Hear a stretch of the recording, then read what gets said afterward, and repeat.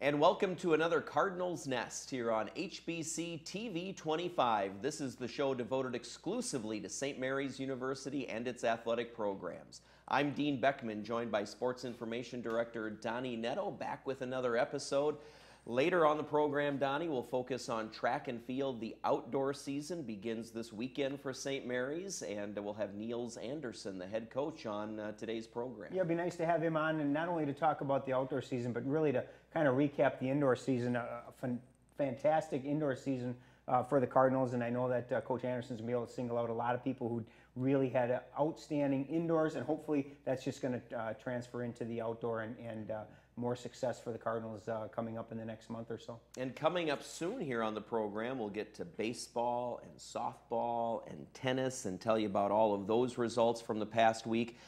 But first, we have to talk volleyball. Believe it or not, we're in the springtime. Usually volleyball doesn't make an appearance on the Cardinals Nest, but Donnie, this time it needs to, because Mike Lester, who has been on this show a lot over the course of his 19 seasons as head coach for the volleyball team for St. Mary's, announced that he's stepping down to take a position at Rochester Community College. And so congratulations to Mike, but certainly a big loss because he was also an assistant coach before that. He's been at St. Mary's, Donnie, for 21 years. Yeah, you kind of squinched on that 21. I've been in 23. It's making me really feel old. You know, it really is a bittersweet time. And you know, I've talked to Mike several times now since the announcement has been made. And you know, he's done such a phenomenal job here as a volleyball coach and as the assistant athletic director and in charge of compliance. And, you know, just not having his presence here is going to be very sad.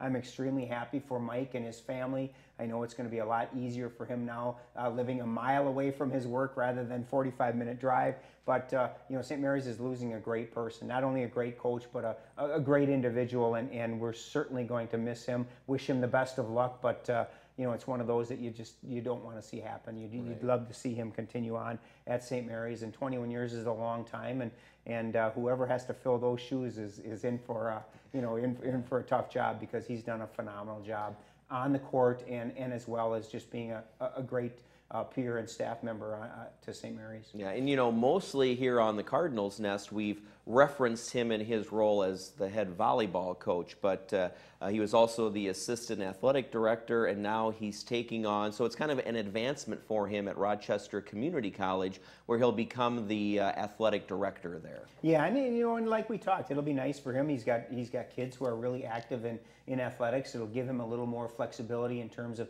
being able to spend more time at their events, and you know, an AD job is a big job, and I know that he's excited to get that going. But you know, I know he's also certainly sad to leave St. Mary's. He's loved it here, and his time at St. Mary's, and as well as the people that he's met. And you know, I know you look at a lot of posts on Twitter and Facebook. There's a lot of people, a lot of lives he's touched over the last 21 years, and I think that when you decide to make a move like this, you really realize how many lives you've touched, and the great things that he has done to and for our student athletes is you know, it's going to be certainly a void that's going to be hard to replace.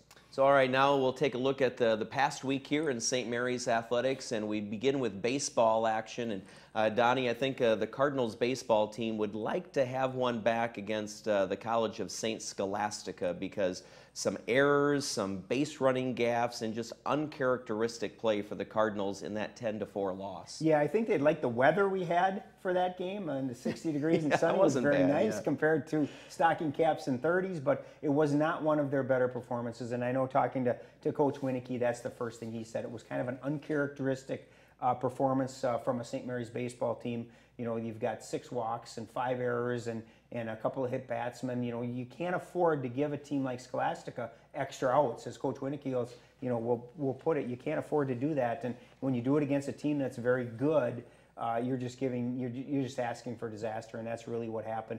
You know, you go into that 7th inning of that 9-inning game, and it's really a 3-inning or a 3-run game, and all of a sudden you give up a couple of walks and a 3-run home run, and all of a sudden now the game has gotten away from you, and that's something that you know, is traditionally not what St. Mary's baseball is all about. So they need to regroup. They didn't have a lot of time to think about it. They're back in action. They were back in action on Wednesday with a doubleheader against La Crosse, and then they've got Oshkosh on on Sunday, really to kind of finish off the non-conference portion of their schedule. So kind of fine-tuning, kind of getting things, maybe it's a good time to have a bad performance rather than in the heat of the conference schedule. So hopefully, it was a blip in the radar screen, and they'll get back on the winning track right away. I would say that's actually the best thing to come of it is the fact that, so they have that loss Tuesday, but they go right back to it at La Crosse on Wednesday, so they have to travel, it's on the road, refocus a little bit. Prior to that loss to St. Scholastica, though, they had a nice win over Viterbo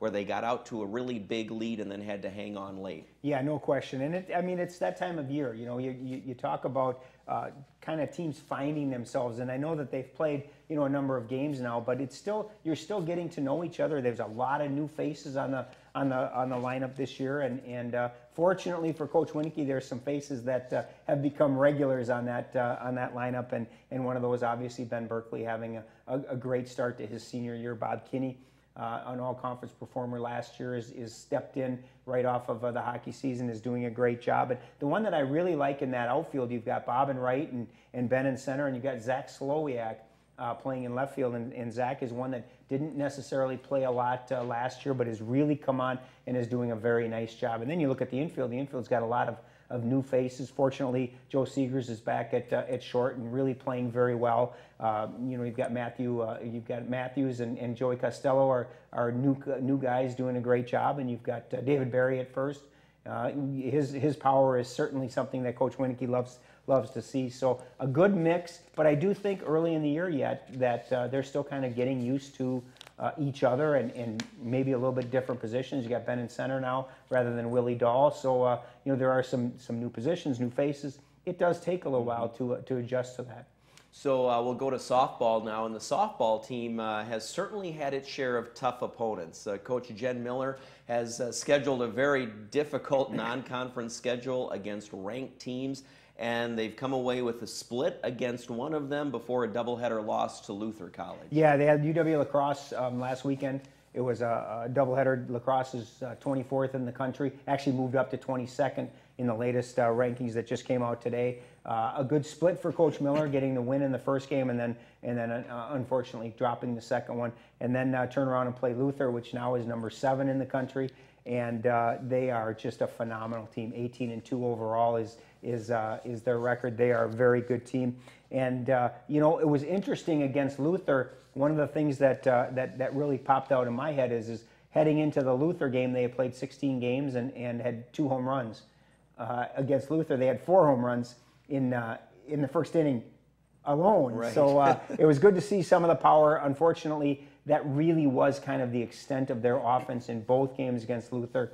2 home runs by Ashley Betzold and Kathy Opsahl in the top of the first game, and then they did not get a hit the rest of the way in falling 10-2. And then Brittany Burkhauser opens game 2 with a home run. Haley Van Orney gets a single in the next at-bat, and then Betzold hits a 2-run home run. So they jumped out to a quick 3-0 lead in the second game, and again, weren't able to keep that momentum going and fell 10-4 in that game. But good to see the power in the bats. Good to see that portion. Ashley continues to pitch very well. It's just a matter of on that day, especially on Tuesday against Luther. Luther at that point in the season was just the better team. Right. Well, and again, good competition and hit the ball well, as you mentioned. Good to get those home runs going. Might spark the rest of the team a little bit. And, Donnie, the fact that conference play starts at home this upcoming week now, they need to get those bats going. No question. And I think that, we talk about it with the baseball team, but the softball team's got a lot of new faces as well. People, again, playing in different positions and a lot of new, their whole infield is virtually new. You got Brittany at shortstop, but you've got a new third baseman, you got a new second baseman. Allie Borowski is now playing at first, and so there's a lot of different keys and a lot of different cogs that Coach Miller's got to figure out how to put this whole puzzle together, and that's kind of what the beginning of the season is all about. Once they kick off at St. Kate's and then at St. Ben's this weekend in conference play, that's when you hope that all of this preseason work has paid off, and I think that the performance against Luther is going to be a good sign because it does show that there's some pop in the bats.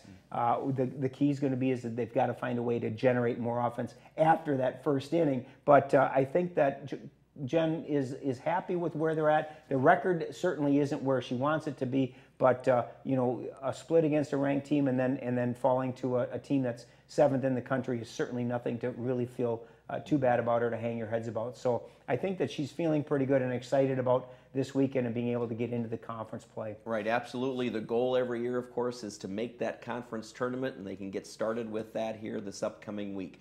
We shift now to tennis, and the women's tennis team, a very impressive conference victory over McAllister as they win that one 6-3. Yeah, nice win, and surprisingly, we just talked on the last Nest about how every match through their first 9 had been 9-0, either a win or a loss. So a 6-3 game, I guess maybe Coach Hallberg was happy that it wasn't a 9-0, but a good win for the Cardinals, and really an important conference win. McAllister is right in there with them.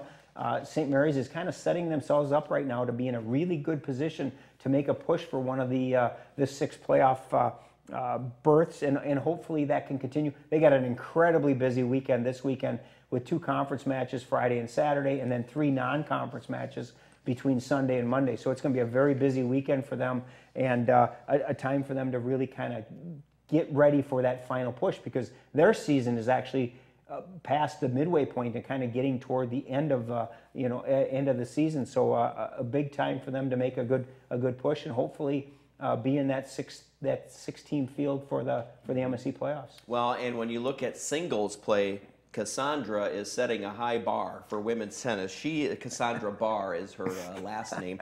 She is 11-3 in singles competition. Then you've got Laura Sande and Megan Vandenberg in doubles at 7-4. So really some excellent individual performances. Yeah, no question. And Laura had a great freshman year last year, and really has picked up where she left off. Cassandra came in now as a freshman and really kind of is doing a nice job of maybe pushing Laura a little bit. Laura's got that #1 spot and is really doing a very good job there. And you mentioned Megan Vandenberg and Haley Jorgensen, the 2 seniors, have really provided that leadership and continue to do very well. I think that the nice thing for the women is they're very deep.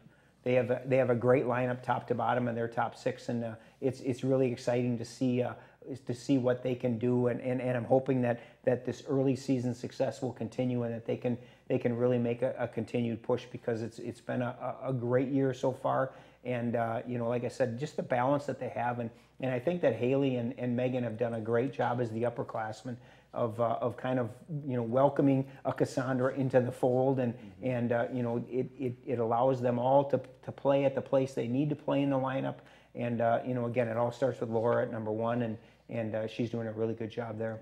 And on the men's side, same score, but a different result, 6-3, but it was McAllister coming out on top. Yeah, it was a great match. I know Coach Hallberg would have loved to have seen a win, but 3 of the singles matches were 3-setters, and they had a lengthy marathon match in doubles. So it was one of those matches that certainly could have gone either way. But unfortunately, on this day, the Scots were the ones that came out on top.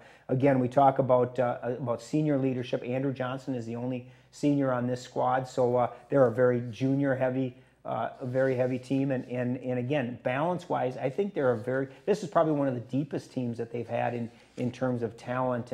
And they're running into some very good teams, and they've got a big match this Saturday against Bethel, and hopefully they'll be able to come out with a victory there. And you look at it, like I said, their seasons are kind of winding to a close.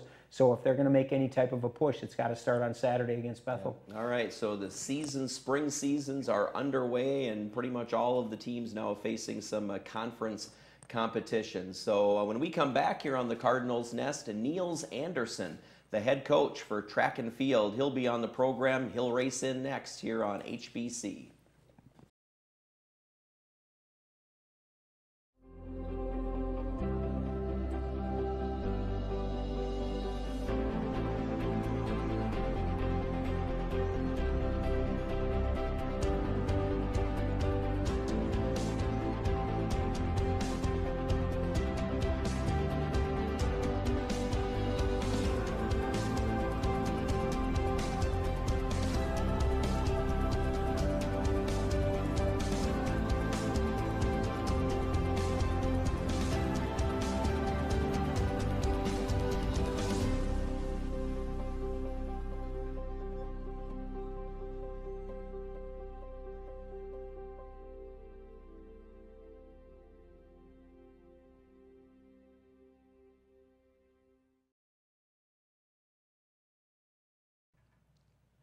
And we're back here on the Cardinals Nest, HBC TV 25. Dean Beckman, Donnie Netto, and Niels Anderson, the head coach for track and field at St. Mary's, joining us.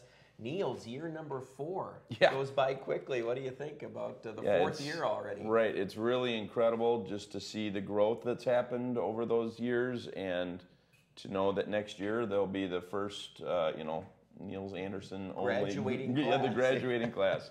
So it'll be, it's been just a great ride so far, and I've had a lot of personal growth as I've seen the team also grow. So I know as I kind of learn the ins and outs more so, I think we'll just continue to see more and more success. Coach, what's been the biggest difference between that first year? Now, granted, you're coming from a high school program to a college, but what's the biggest challenge that you've seen or change that you've seen from that first year to the coach that you are in year number 4? Absolutely.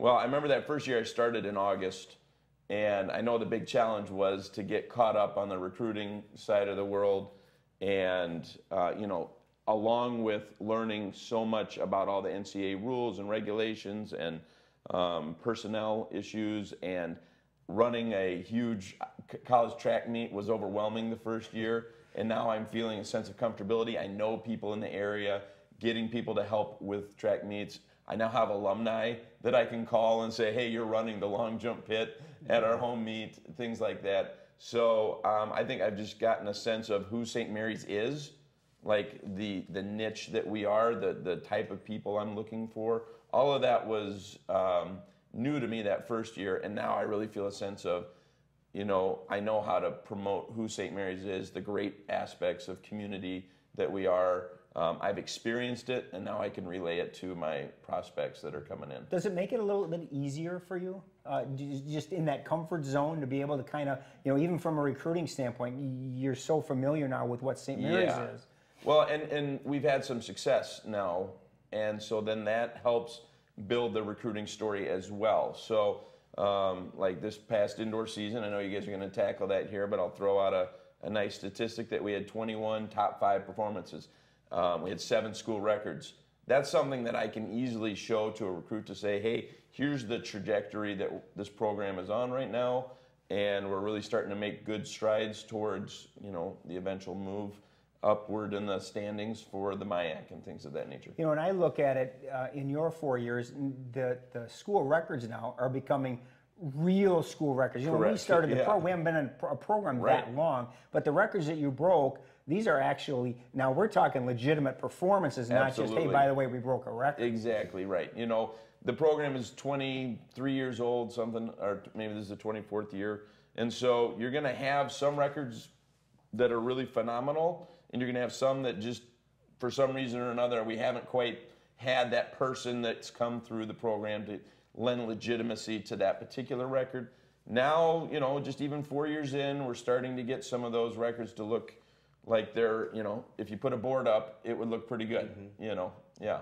Let's talk a little bit about the indoor season, because like you had mentioned, it was an extremely good indoor season, absolutely, capped by really strong performances at the MIC championships. Yep. Talk on the women's side, as we were mentioning off camera. I mean, obviously the one that you have to talk about first is Becca Dupe winning the long jump, and as I've said many times on this program, for a person who never long jumped 2 years ago to be a conference champion, that's pretty impressive. Right. To see where she came from, it was a day in practice where I just said, you're fast.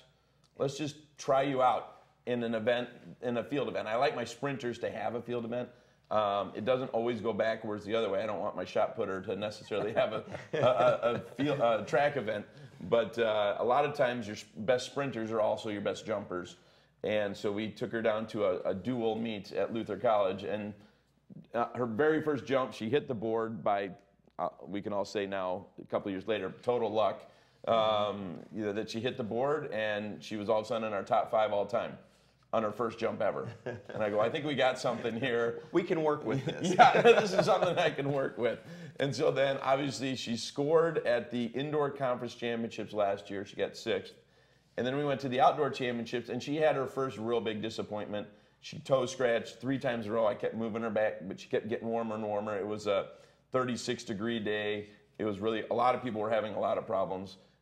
She took that disappointment as fuel for this season, came in A lot of funny pieces to that story, but basically she ended up nearly qualifying for nationals. She was just outside. She came in great shape, and we were able to immediately get some big jumps. And then she broke her school record by a lot. And now, again, one of those school records that now is super legitimate that a lot of schools couldn't claim that they have. She went 5.53 meters, which is like 18.5 feet almost. That's a big jump. And then she ended up winning, and it was the last jumper. She actually was fourth going into finals. So 3 jumpers got to go after her last jump. And so she had to sit and watch 3 jumpers, and then the very last jumper was 3 centimeters behind her. And so Becca won having to watch someone else. It would be like the other team has the ball with 3 seconds to go, and the ball is released, and you have to watch to see whether it goes in. And if it doesn't, you have shouts and jumps of jubilation. If it goes in, you're devastated. And so it didn't go in. And she wasn't the only person that had a great meet. Start on the women's side and then maybe just cross over into the men's. Yeah, absolutely. So obviously, the name that we've said so many times before, Maria Mizzarelli, ends up getting 4th in the pole vault, which is was a disappointment for her. And again, hopefully something that fuels her outdoor performances. You know, it was really nice. We had lots of you know, performances all the way around the track. We had a nice 4x2. We had you know, lots of distance runners qualifying. Bailey Jones is another name to probably throw out there. She got 7th in the high jump as a freshman, and that's really exciting. She's a volleyball player, as we mentioned earlier, and as we were talking about volleyball earlier. And so she contributed, and so those were our scoring points that we had. We moved past a couple teams, which is nice. We got 10th out of 12, which is a big step for us from where we were. And I think that we have, this is something that definitely needs to be mentioned, we have 0 seniors on the women's side. So everybody's coming back, and we've got some nice pieces coming in next year. And so I think that as I look into the future for indoor and outdoor, and the guys, we have just a couple seniors as well, just a few, just 3.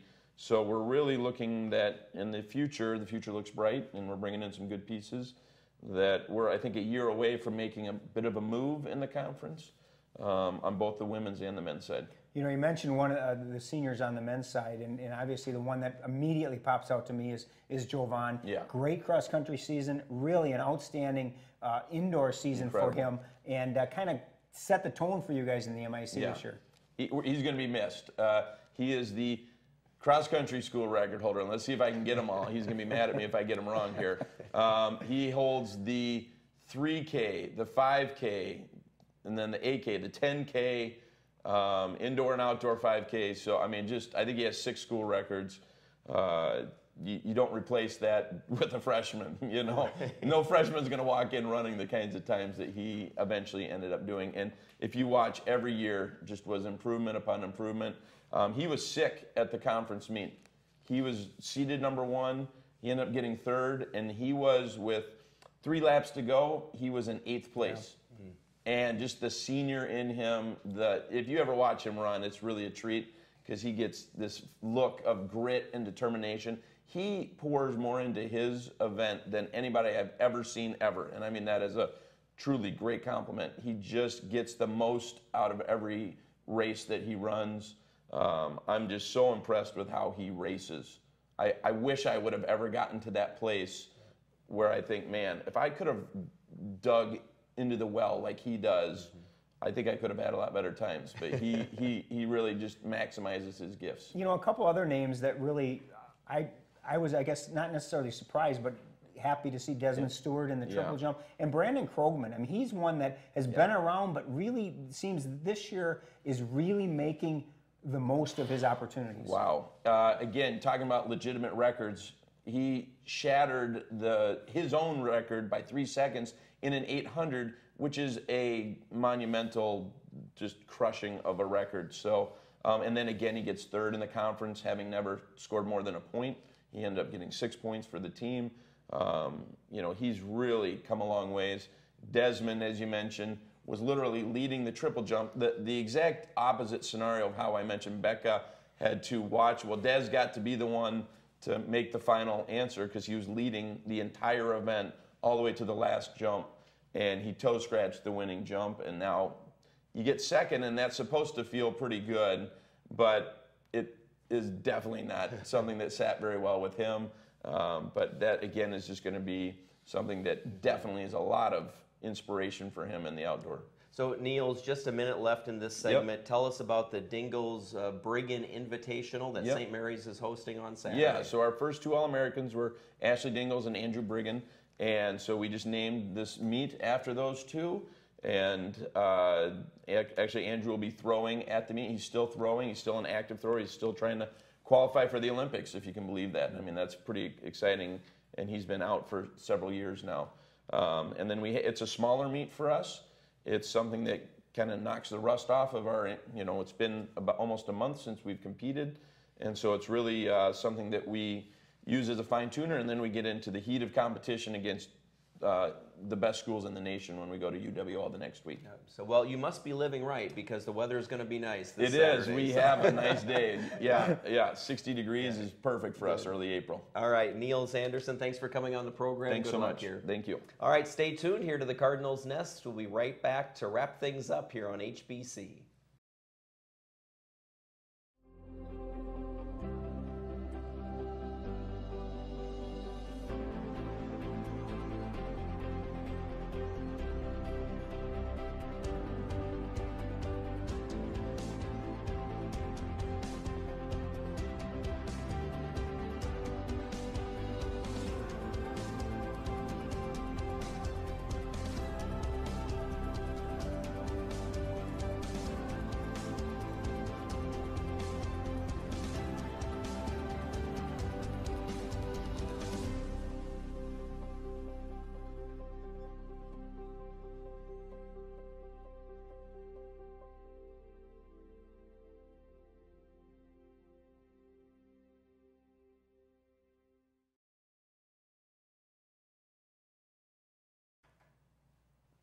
And time now to wrap up the Cardinals Nest. Donnie, there was one name with track and field that we didn't even mention with all of the excitement going on there. Yeah, Kyle Lichtenegger. You feel bad about missing somebody like that. What a great indoor season he had. Comes from the soccer program to track and field, sets the school record in the 60. Just a really solid first performance from him. And we talked so much with Coach Anderson. It's just some of the names just kind of flew by, and we certainly wanted to bring that one out because it really was a remarkable first year for him. And finally, we need to bring up a name, a friend to this program, a friend to us personally, Donnie. Congratulations to Matt Higgins. Matt has been the Assistant Executive Director with the MIAC, the conference, and really the main person in charge of communications for the last 7 years. He is now leaving the conference to become a communications manager for the city of Minnetonka, so congratulations to Matt. And he has done so much, Donnie, as you well know, to promote the conference and has been a great ambassador. Yeah, no question. I mentioned I've been here for 23 years now, and there isn't a person who has done a better job in that position than Matt did. He has grown that position to something that I know the MIC is very proud of, and the work that Matt put in, and just, he is our liaison. He's basically the conference's SID, and really just did a phenomenal job. And as we talked about with Coach Lester, Matt's a great friend of mine, and we certainly are going to miss him. And again, I'm going to feel very sorry for the person that steps into those shoes because he has just done phenomenal things, and we are certainly going to miss him and wish him all the best. Yeah, Matt, congratulations, and thanks for all of your hard work. Absolutely. So that's going to do it for the Cardinals Nest. Thanks for watching here on HBC TV 25.